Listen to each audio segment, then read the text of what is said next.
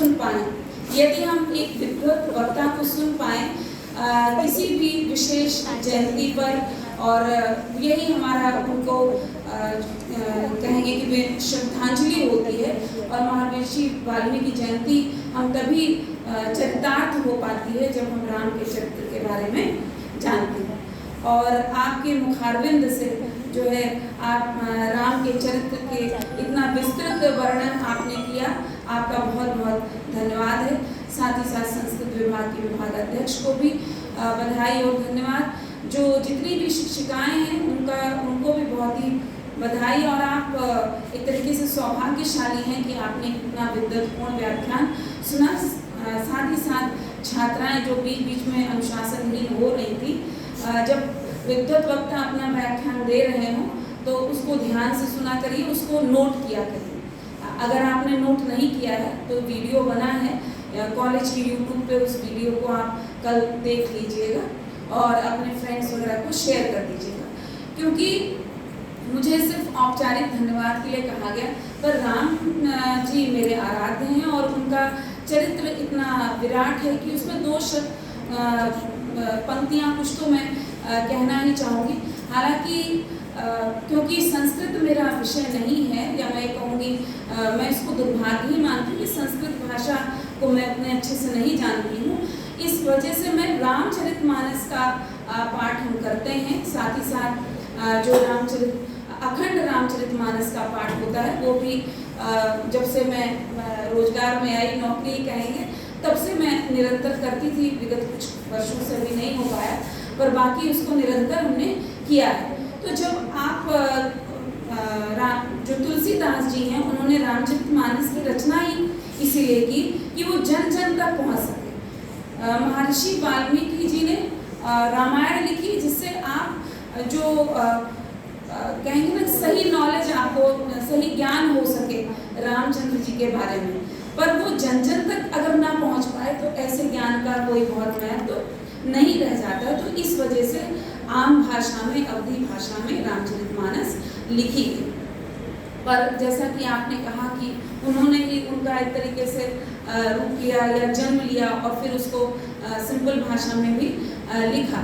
तो राम का चरित्र इसलिए भी विराट है क्योंकि उन्होंने अपने जो मूल उनके स्वार्थ हो सकते हैं या जो मूल सुख हो सकते हैं उनको त्याग करके, क्योंकि जो है जैसे उन्होंने माता सीता का त्याग किया। अब लोगों को बहुत सारी भ्रांतियाँ होती हैं कि रामचरितमानस में ये क्यों लिखा है कि सकल प्रार्थना के अधिकारी, या राम सीता महिला को हे दृष्टि से देखा, क्या ऐसा कुछ नहीं है। बस वो हमारी समझ का फेर हो सकता है। आप वंदना द्विवेदी जी और उमाशंकर जी जैसे विद्वान आपको ज़्यादा उस पर प्रकाश डाल पाएंगे, पर किसी चीज़ के जो मूल ग्रंथ होते हैं, आप मूल ग्रंथों को पढ़िए और उस मूल ग्रंथ से जो है जब आप पढ़ेंगे तो आपको सही ज्ञान हो पाएगा। राम ही धर्म है, जैसा कि उमाशंकर जी ने कहा, राम ही, क्योंकि वो मर्यादा पुरुषोत्तम है। एक आदर्श जीवन जैसा होता है, वो आदर्श जीवन हमें विष्णु जी के ही अवतार राम बताते हैं। और एक दूसरे अवतार श्री कृष्ण जी ने वो ज़्यादा लोगों के बीच पॉपुलर हो जाते हैं, क्योंकि वो जो है आपको साम दाम दंड भेद हर तरीके से किस तरीके से स्थापित करना, पर धर्म को ही स्थापित करने के लिए विष्णु के कृष्ण अवतार ने भी कार्य किया, पर विष्णु के राम अवतार ने भी जो है धर्म को ही स्थापित किया, पर पूर्ण मर्यादा में रहते हुए किया। तो ऑप्शन आपके पास दोनों कि आप धर्म का पालन करते हुए भी अपने कर्तव्यों का निर्वहन कर सकते हैं।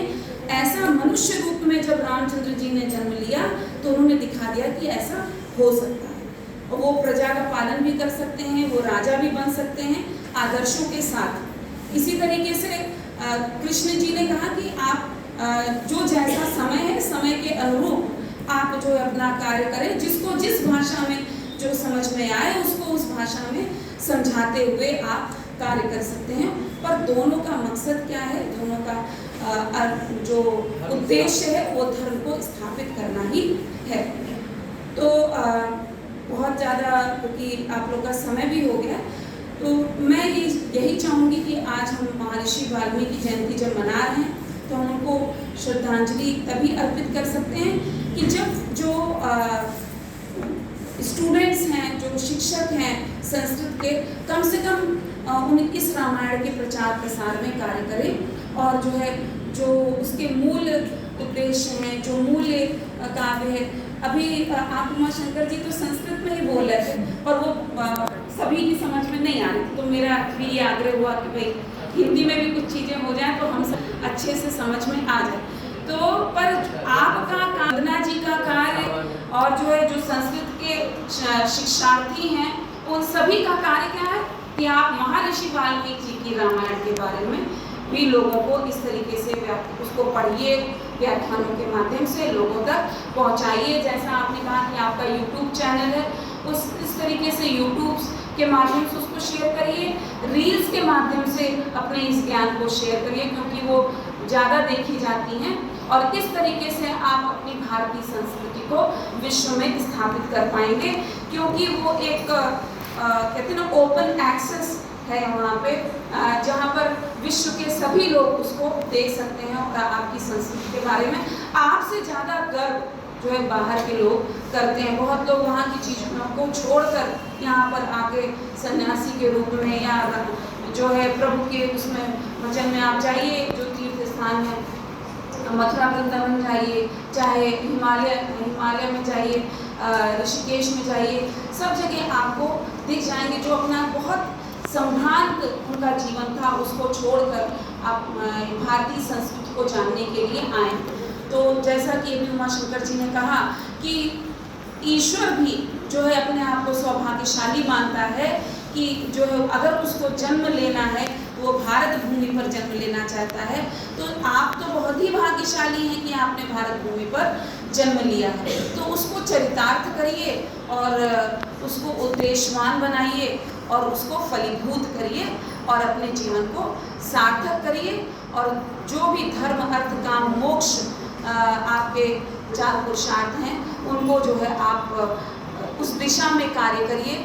जैसा कि धन कमाना नहीं गलत है पर धन भी धर्म के लिए और अच्छे कार्यों के लिए आप कमाएं, तो उस धन कमाने में कोई भी परहेज नहीं है। तो आप अपने सांसारिक जीवन में रहते हुए आप किस तरीके से अलौकिक शक्तियों से भी जुड़ सकते हैं। भारत जो है वो आध्यात्म की भूमि है और उसको इसी तरीके से हमें विश्व पटल पर स्थापित करना है। उसी दिशा में ये नवयुग कन्या महाविद्यालय का ये प्रयास रहता है कि हम आपके बीच इस तरीके के कार्यक्रमों का आयोजन समय समय पर करते रहें जिससे कि आप भारतीय संस्कृति, उसके जो भारतीय ज्ञान परंपरा है, इस सब के बारे में जान सके। मैं उमाशंकर जी को बताना चाहूँगी कि अभी भारतीय ज्ञान परंपरा पर मार्च में हमारे यहाँ एक सेमिनार हुआ था और आगे अगर कभी बड़ा सेमिनार होता है तो अभी जैसा हमने आपको जल्दबाजी में बुलाया, हम चाहेंगे कि आपको फिर से हम अपने बीच पाएंगे, आग्रह रहेगा हमारा और आप अपना समय देंगे। इसी के साथ मैं सभी को धन्यवाद दूँ।